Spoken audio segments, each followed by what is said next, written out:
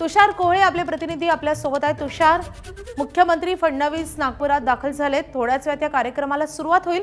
कार्यक्रमाचं स्वरूप नेमकं कसं असेल?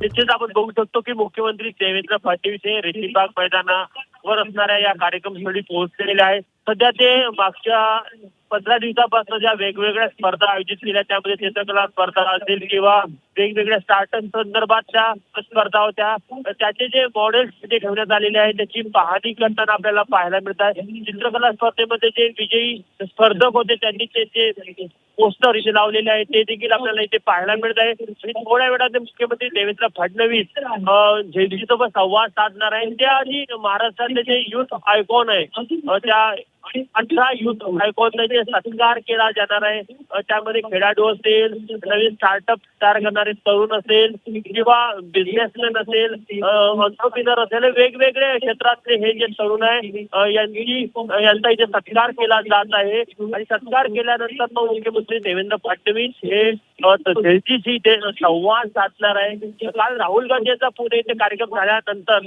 आज मुख्यमंत्री देवेंद्र फडणवीस जेडीसीसोबत संवाद साधताना काय बोलतात, कशा प्रकारे त्यांना मार्गदर्शन करतात आणि तरुणांकडनं देखील कशा प्रकारे त्यांना प्रश्न येतात हे बघणं महत्वाचं असणार आहे। मात्र निश्चितच मुख्यमंत्री देवेंद्र फडणवीस आता मुख्य व्यासपीठाकडे येताना आपल्याला पाहायला मिळत आहे आणि लगेचच मुख्य सोहळ्याला इथे सुरुवात होताना आपल्याला पाहायला मिळत आहे।